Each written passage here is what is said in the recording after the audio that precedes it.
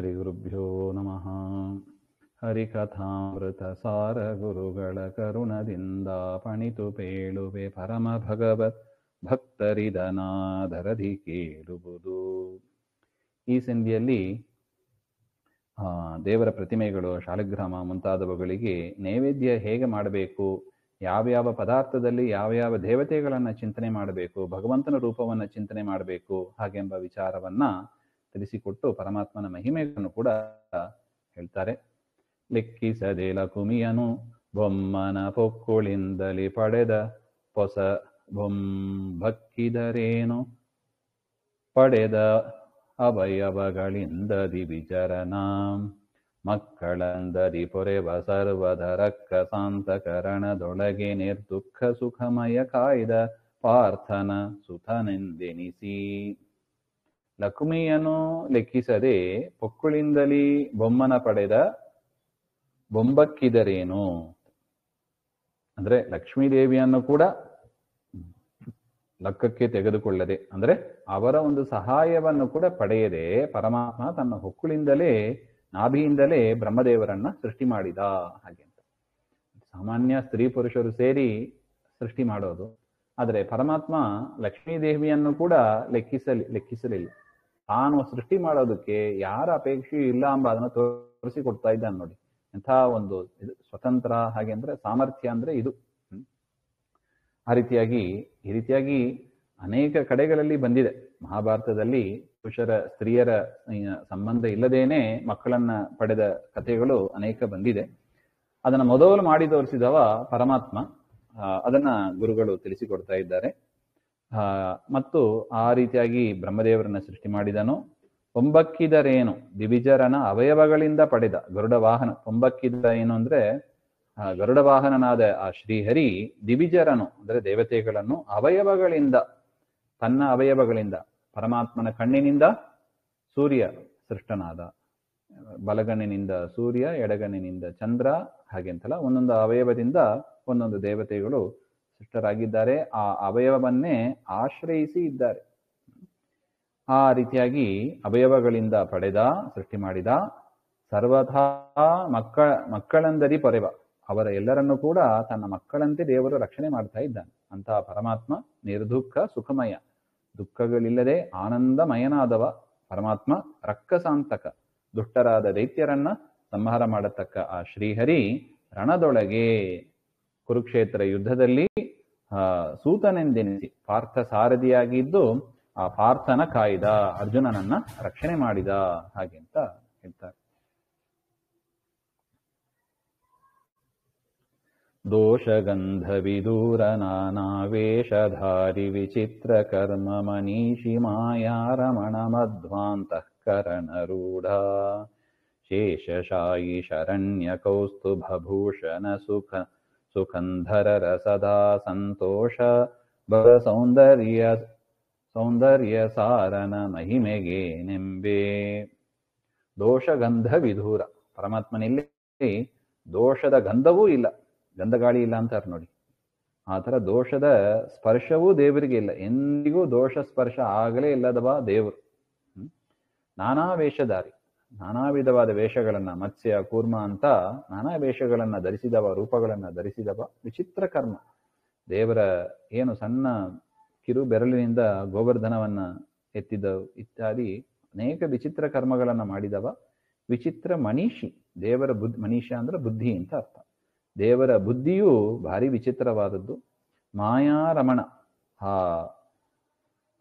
ವಾಸುದೇವನ ಮಡದಿಗೆ ಮಾಯಾ ಅಂತ ಹೆಸರು. ಆ ಲಕ್ಷ್ಮೀದೇವಿಯನ್ನ ರಮಣ, ಅವರಿಗೆ ಪತಿಯಾದವ ಅಂತ ಅರ್ಥ. ಅಂತ ಮಾಯಾ ರಮಣನಾದ ವಾಸುದೇವನು ಮಧ್ವಾಂತಃಕರಣ ರೂಢ, ಶ್ರೀ ಮಧ್ವಾಚಾರ್ಯರ ಅಂತಃಕರಣ ಮನಸ್ಸಿನಲ್ಲಿ ಆರೂಢನಾಗಿ ಸದಾ ನೆಲೆಸಿ ಇರುವವನು, ಮಧ್ವಾಂತರ್ಯಾಮಿಯಾಗಿ ನೆಲೆಸಿರತಕ್ಕವನಾದ, ಶೇಷಶಾಯಿಯಾದ, ಶೇಷನನ್ನೇ ಹಾಸಿಗೆಯಾಗಿ ಮಾಡಿಕೊಂಡ, ಶರಣ್ಯ, ಶರಣು ಹೋಗಲು ಯೋಗ್ಯನಾದ, ಕೌಸ್ತುಭ ಭೂಷಣ, ಕೌಸ್ತುಭ ಭನಿಯನ್ನ ಕುತ್ತಿಗೆಯಲ್ಲಿ ಧರಿಸಿದವನಾದ, ಸುಗಂಧರ ಅಂದ್ರೆ ಒಳ್ಳೆ ಕುತ್ತಿಗೆ ಉಳ್ಳವನಾದ, ಸದಾ ಸಂತೋಷ ಬಲ ಸೌಂದರ್ಯ ಸಾರಣ, ಸದಾ ಸರ್ವಕಾಲದಲ್ಲೂ ಸಂತೋಷ ಭರಿತನಾಗಿ, ಬಲರೂಪ ಉಳ್ಳವನಾಗಿ, ಸೌಂದರ್ಯ ಉಳ್ಳವನಾಗಿರತಕ್ಕ ಆ ಪರಮಾತ್ಮನ ಮಹಿಮೆಗೇನೆಂಬೆ. ಆ ಪರಮಾತ್ಮನ ಮಹಿಮೆಯನ್ನು ಏನು ಅಂತ ಹೇಳೋದು, ಹೇಳಲಿಕ್ಕೆ ಸಾಧ್ಯ ಇಲ್ಲ ಹಾಗೆ ಅಂತ ಅರ್ಥ.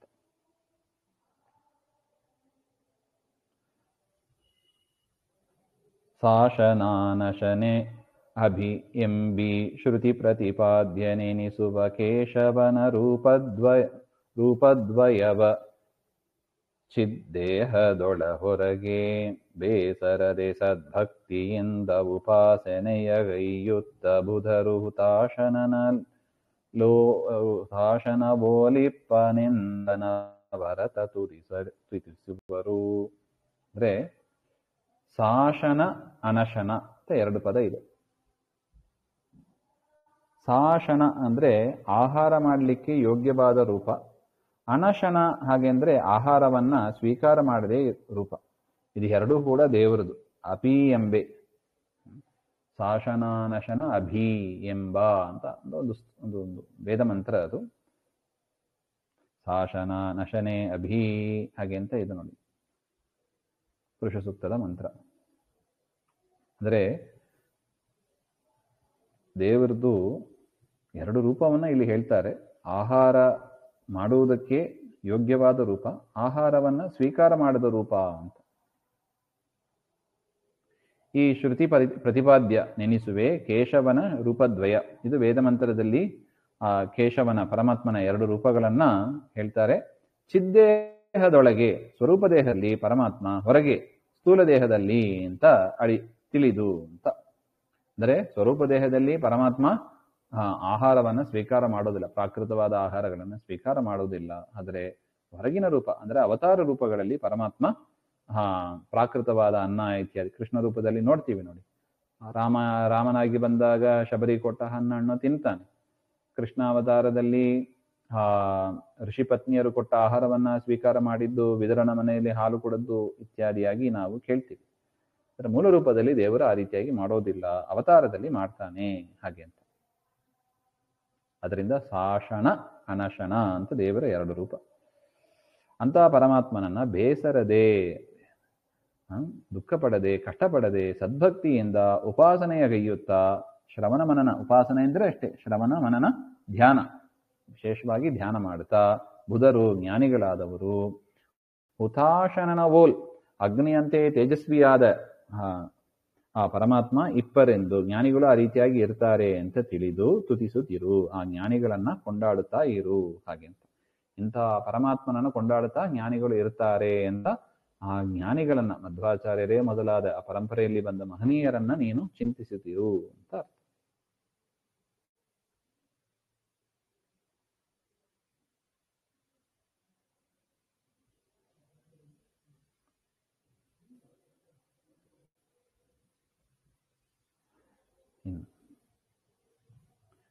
ಸಕಲ ಸದ್ಗುಣಪೂರ್ಣ ಜನ್ಮಾದ್ಯಖಿಲ ದೋಷ ವಿದೂರ ಪ್ರಕಟ ಸದ್ವ್ಯಾಪಾರಿಗದ ಸಂಸಾರಿ ಕಂಸಾರಿ ನಕುಲ ನಾನಾ ರೂಪ ನಿಯಾಮಕ ನಿಯಮ್ಯ ನಿರಾಮಯ ರವಿ ಪ್ರಕರ ಸನ್ನಿಭ ಪ್ರಭು ಸದಾ ಮಾಂ ಪಾಹಿ ಪರಮಾಪ್ತ. ಸಕಲ ಸದ್ಗುಣಪೂರ್ಣ ಪರಮಾತ್ಮ ಸದ್ಗುಣಗಳಿಂದ ತುಂಬಿದನಾದವ, ಜನ್ಮಾದ್ಯಖಿಲ ದೋಷ ವಿದೂರ, ಹುಟ್ಟು ಸಾವು ಮೊದಲಾದ ಯಾವ ದೋಷಗಳೂ ಇಲ್ಲದವ, ಪ್ರಕಟ ಬ್ರಹ್ಮಾದಿಗಳಿಗೆ ವ್ಯಕ್ತನಾಗಿ ದರ್ಶನವನ್ನು ಕೊಡತಕ್ಕವ, ಅಪ್ರಕಟ ಸಾಮಾನ್ಯ ಮನುಷ್ಯರಿಗೆ ಅಜ್ಞಾನಿಗಳಿಗೆ ದೇವರ ದರ್ಶನವೇ ಆಗೋದಿಲ್ಲ, ಅಪ್ರಕಟ. ಅವ್ಯಕ್ತನು, ದರ್ಶನ ಅವರಿಗೆ ತನ್ನನ್ನು ತೋರಿಸಿಕೊಡೋದೇ ಇಲ್ಲ. ಇದರಿಂದ ದೇವರಿಗೆ ವ್ಯಕ್ತ ಸ್ವರೂಪ ಅಂತ ಹೆಸರು. ಜ್ಞಾನಿಗಳಿಗೆ ವ್ಯಕ್ತನಾಗ್ತಾನೆ, ಅಜ್ಞಾನಿಗಳಿಗೆ ಅವ್ಯಕ್ತನಾಗ್ತಾನೆ ಅಂತ ಸ್ವರೂಪ ಉಳ್ಳವ ಪರಮಾತ್ಮ ಅಂತ ಅರ್ಥ. ಸದ್ವ್ಯಾಪಾರಿ, ವ್ಯಾಪಾರ ಅಂದ್ರೆ ಇಲ್ಲಿ ಬಿಸ್ನೆಸ್ ಅಂತ ಅರ್ಥ ಇಲ್ಲ, ಕರ್ಮಗಳು ಅಂತ ಅರ್ಥ, ಕರ್ಮಗಳನ್ನ ಮಾಡುವವ ಅಂತ ಅರ್ಥ. ಸದ್ವ್ಯಾಪಾರಿ ಅಂದ್ರೆ ಉತ್ತಮ ಕರ್ಮಗಳನ್ನ ಮಾಡುವ. ಅದಕ್ಕೆ ದೇವರು ಏನೇ ಮಾಡಿದರೂ ಕೂಡ ಅದೇನದು ನಮಗೆ ಒಳ್ಳೆಯದಕ್ಕೆ ಅಂತ ತಿಳ್ಕೋಬೇಕು. ಯಾಕೆ? ದೇವರು ಸದ್ವ್ಯಾಪಾರಿ. ದೇವರಿಂದ ನಮಗೆ ಕೆಟ್ಟದಾಯಿತು ಇಲ್ಲವೇ ಇಲ್ಲ. ದೇವರಿ ನಮಗೆ ನರಕದಲ್ಲಿ ಹಾಕಿದರೂ ಕೂಡ ಸರಿ, ದೇವರು ನಮಗೆ ಒಳ್ಳೆಯದನ್ನೇ ಬಯಸ್ತಾನೆ. ಯಾಕೆ? ನಾವು ಹೇಳಿದ ಕೂಡಲೇ ತಿದ್ದುವವರಲ್ಲ. ಪರಮಾತ್ಮ ಹೇಳಿದ್ದಾನೆ, ನಿಯಮಗಳನ್ನು ಹೇಳಿದ್ದಾನೆ, ನಮ್ಮ ಒಳ್ಳೆಯದಕ್ಕೆ ಹೇಳಿದ್ದಾನೆ, ನಾವು ತಿದ್ಕೋಬೇಕು ಎಂಬ ಒಂದು ಬುದ್ಧಿಮಟ್ಟ ನಮಗೆ ಇಲ್ಲ. ಅದರಿಂದ ಪನಿಷ್ಮೆಂಟ್ ಕೊಟ್ಟಾದರೂ ಸರಿ, ನಮ್ಮನ್ನ ದಾರಿಗೆ ತಂದು ನಮಗೆ ಎಂದಿಗೂ ಒಳ್ಳೆಯದನ್ನೇ ಮಾಡುವವ. ಸಾಮಾನ್ಯ ಸಜ್ಜನರು ಹಾಗಿರೋದಿಲ್ಲ. ಒಂದ್ಸಲ ಹೇಳಿದ್ರೆ ಕೇಳಿ ತಿದ್ಕೊಂಡ್ಬಿಡ್ತಾರೆ. ಆದರೂ ಮಾಡಿದ್ರೆ ನರಕ ತನಕ ತೆಗೆದುಕೊಂಡು ಹೋಗಿ ಅವರನ್ನ ಶಿಕ್ಷೆ ಮಾಡಿಸಿ ಅವರಿಗೆ ಅನುಗ್ರಹವನ್ನ ಮಾಡ್ತಾನೆ ಅಂತ ಅರ್ಥ. ಅದರಿಂದ ದೇವರು ಸದ್ವ್ಯಾಪಾರಿ, ಉತ್ತಮ ಕರ್ಮಗಳನ್ನೇ ಮಾಡುವ. ನೋಡಿ, ನೀಚ ಕರ್ಮ ಮಾಡುವವರು ದೈತ್ಯರು. ನೀಚ ಕರ್ಮ ಮಾಡುವವರು ದೈತ್ಯರು. ಅದರಿಂದ ದೇವರು ಎಂಥವ? ಸದ್ವ್ಯಾಪಾರಿ. ಹಾಗೆ. ಇನ್ನು ಗತ ಸಂಸಾರಿ, ಅವನಿಗೆ ಸಂಸಾರ ಎನ್ನುವ ದುಃಖವೇ ಇಲ್ಲ ಅಂತ ಪರಮಾತ್ಮ. ಬ್ರಹ್ಮದೇವರಿಂದ ಸಂಸಾರ ಅವಸ್ಥೆ ಇದೆ. ಸಂಸಾರ ಅವಸ್ಥೆ ಅಂದ್ರೆ ಏನು? ಹುಟ್ಟು ಸಾವು ಎನ್ನುವ ಅವಸ್ಥೆ. ಹುಟ್ಟೋದು, ಸಾಯೋದು, 100 ಜನ್ಮ ಹುಟ್ಟು ಸಾವು ಇದೆ, ಅವರಿಗೂ ಇದೆ. ಒಂದೊಂದು ಜನ್ಮದಲ್ಲೂ 100 ವರ್ಷ. ಅದರಿಂದ ಅವರು ಕೂಡ ಸಂಸಾರ ಇದೆ. ಆದರೆ ಲಕ್ಷ್ಮಿಗೂ ಪರಮಾತ್ಮನಿಗೂ ಸಂಸಾರಾವಸ್ಥೆ ಅಂತ ಒಂದು ಇಲ್ಲವೇ ಇಲ್ಲ. ಅದರಿಂದ ಅವರನ್ನು ನಿತ್ಯ ಮುಕ್ತರು ಅಂತ ಕರಿತೀವಿ. ಅಂಥ ಇನ್ನು ಅದರಲ್ಲೂ ಕೂಡ ಸ್ವತಂತ್ರವಾಗಿ ನಿತ್ಯ ಮುಕ್ತನಾಗಿ ಇರುವವ ಪರಮಾತ್ಮ. ಪರಮಾತ್ಮನ ಅನುಗ್ರಹದಿಂದ ಲಕ್ಷ್ಮಿಯು ಕೂಡ ನಿತ್ಯ ಮುಕ್ತಳಾಗಿದ್ದಾಳೆ ಅಂತ. ಅಂತ ಗತ ಸಂಸಾರಿಯಾದ ಕಂಸಾರಿ, ಕಂಸನನ್ನ ಕೊಂದ ಆ ಕೃಷ್ಣ ಪರಮಾತ್ಮ ನ ಕುಲ. ಕುಲ ಅಂದ್ರೆ ಇದೆ, ಬ್ರಾಹ್ಮಣ ಕ್ಷತ್ರಿಯ ಅಂತ ಏನು ಕುಲ ಇದೆ, ಆ ಕುಲ ಇಲ್ಲದವ. ನಕುಲ, ಕುಲ ಇಲ್ಲದವ. ನಾನಾ ರೂಪಗಳನ್ನ, ಮತ್ಸ್ಯಕೂರ್ಮಾದಿ ರೂಪಗಳನ್ನ ಧರಿಸಿ ನಿಯಾಮಕ, ಎಲ್ಲಾ ಪ್ರಾಣಿಗಳನ್ನು ನಿಯಮನ ಮಾಡುತ್ತಾನೆ. ನಿಯಮ್ಯ. ಅದೇ ತರ ಇನ್ನೊಬ್ಬರ ಹೇಳಿದಂತೆ, ಇನ್ನೊಬ್ಬರು ತನಗೆ ಹೇಳಿದಾಗ ಅವ್ರು ಹೇಳಿದಂತೆ ನಡೆಯುವವನು ಆಗಿದ್ದಾನೆ. ನಿಯಾಮಕನೂ ಹೌದು, ನಿಯಮ್ಯನೂ ಹೌದು. ಈಗ ರಾಜ ಹೇಳಿದಂಗೆ ಪ್ರಜೆಗಳು ಕೇಳ್ತಾರಲ್ಲ, ಅದೇ ತರ ಭಕ್ತರು ಹೇಳಿದಂಗೆ ದೇವರು ನಡ್ಕೋತಾನೆ, ಅದು ಇದೆ. ನಿಯಮ್ಯ. ನಿರಾಮಯ. ಆಮಯ ಅಂದ್ರೆ ವ್ಯಾಧಿಗಳು, ರೋಗಗಳು ಅಂತ ಅರ್ಥ. ಯಾವ ವಿಧ ರೋಗ ರುಜಿನ ಇಲ್ಲದವ, ನಿರಾಮಯ. ರವಿ ಪ್ರಕಾರ ಸನ್ನಿಭ, ಸೂರ್ಯ ಸಮೂಹಗಳ ಕಾಂತಿ. ಒಂದು ಸೂರ್ಯ ಅಲ್ಲ, ಅನೇಕ ಕೋಟಿ ಸೂರ್ಯ ಪ್ರಕಾಶ ಅಂತ ನೋಡಿ, ಅಷ್ಟು ಕಾಂತಿ ಉಳ್ಳವ ಪರಮಾತ್ಮ ಅಂತ. ಹೇ ಪ್ರಭೋ ಸ್ವಾಮಿ ಪರಮಾಪ್ತ, ವಿಶ್ವಾಸ ಇಡಲು ಯೋಗ್ಯನಾದವ. ದೇವರು ಹೇಳಿದಂಗೆ ನಡ್ಕೊಂಡ್ರೆ ನಮಗೆ ನಂಬಿಕೆ ಎಟ್ಟಬಲ್ಲವೋ ಅಂತಾರ ನೋಡಿ. ಅಂತ ಪರಮ ಆಪ್ತನಾದ ಪರಮಾತ್ಮ ಮಾಂ ಪಾಹಿ, ನನ್ನನ್ನ ಕಾಪಾಡು ಅಂತ ಪ್ರಾರ್ಥನೆ. ಚೇತನ ಜಗತ್ತಿನೊಳಾತನನು ತಾನಾಗಿ ಲಕುಮೀನಾಥ ಸರ್ವರೊಳಿಪ್ಪದತ್ತದ್ರೂಪಗಳ ಧರಿಸಿ ಜಾತಿಗಾರನ ತೆರದಿ ಎಲ್ಲರ ಮಾತಿನೊಳಗಿದ್ದ ಕಿಲ ಕರ್ಮವ ತಾ ತಿಳಿಸಿಕೊಳ್ಳದಲೆ ಮಾಡಿಸಿ ನೋಡಿ ನಗುತಿಪ್ಪ. ಚೇತನ ಜಗತ್ತಿನೊಳು ಅಂದ್ರೆ ಸ್ಥಾವರ ಜಂಗಾತ್ಮಕವಾದ ಈ ಜಗತ್ತಿನಲ್ಲಿ ಆತತನು ಅಂದ್ರೆ ಎಲ್ಲ ಕಡೆ ವ್ಯಾಪ್ತನಾಗಿ ಪರಮಾತ್ಮ ಲಕ್ಷ್ಮೀನಾಥ, ಲಕ್ಷ್ಮಿಗೆ ಪತಿಯಾದ ಪರಮಾತ್ಮ ತತ್ತದ್ರೂಪಗಳ ಧರಿಸಿ, ಆ ಪ್ರಾಣಿಗಳಂತೆ ರೂಪಗಳನ್ನ ಧರಿಸಿ. ಪರಮಾತ್ಮ ಆ ರೂಪದಿಂದ ಇದ್ದದ್ರಿಂದಲೇ ಜಗತ್ತಿನಲ್ಲಿ ಇರುವ ಮನುಷ್ಯರು, ಪ್ರಾಣಿಗಳು, ಪಕ್ಷಿಗಳು ಈ ರೂಪದಲ್ಲಿ ಇದ್ದಾರೆ. ಪರಮಾತ್ಮನಂತೆ ಎಲ್ಲ ಪ್ರಾಣಿಗಳು, ಜಡವು ಇದೆ ಹಾಗೆ ಅಂತ. ಸರ್ವರೋಳಿಪ್ಪ, ಈ ರೀತಿಯಾಗಿ ಎಲ್ಲರಲ್ಲೂ ಇದ್ದಾನೆ. ಜಾತಿಗಾರನ ತೆರೆದಿ, ನಾಟಕದಲ್ಲಿ ಆ ವೇಷವನ್ನ ಧರಿಸ್ತಾರೆ ನೋಡಿ. ಒಂದು ಮನುಷ್ಯ, ಸಾಮಾನ್ಯ ಮನುಷ್ಯನೇ, ಅವ್ರು ಹೇಗೆ ರಾಮ ಕೃಷ್ಣ ಅಂತೆಲ್ಲ ವೇಷವನ್ನೆಲ್ಲ ಧರಿಸ್ತಾರಲ್ಲ, ಆ ರೀತಿಯಾಗಿ ಪರಮಾತ್ಮ ವೇಷಗಳನ್ನ ಧರಿಸ್ತಾನೆ. ಎಲ್ಲರ ಮಾತಿಗೊಳಗಿದ್ದು ಅಂದ್ರೆ ಎಲ್ಲರಲ್ಲೂ ತಾನಿದ್ದು, ಅಖಿಲ ಕರ್ಮವ ತಾ ತಿಳಿಸಿಕೊಳ್ಳದೆ, ಎಲ್ಲ ಕರ್ಮವನ್ನ ದೇವರೇ ಮಾಡೋದು, ಆದ್ರೂ ತಾನು ಮಾಡಿದೆ ಅಂತ ಎಲ್ಲೂ ದೇವರು ತಿಳಿಸಿಕೊಡೋದಿಲ್ಲ. ತಿಳಿಸಿಕೊಡದೆ ಮಾಡಿಸಿ ಮಕ್ಕಳ, ಜನರ ಮೂಲಕ, ಪ್ರಜೆಗಳ ಮೂಲಕ ಎಲ್ಲವನ್ನು ಮಾಡಿಸಿ ನೋಡಿ ನಗುತಿಪ್ಪ, ನೋಡಿ ನಗ್ತಾ ಇರ್ತಾನಂತೆ ಹಾಗೆ ಅಂತ.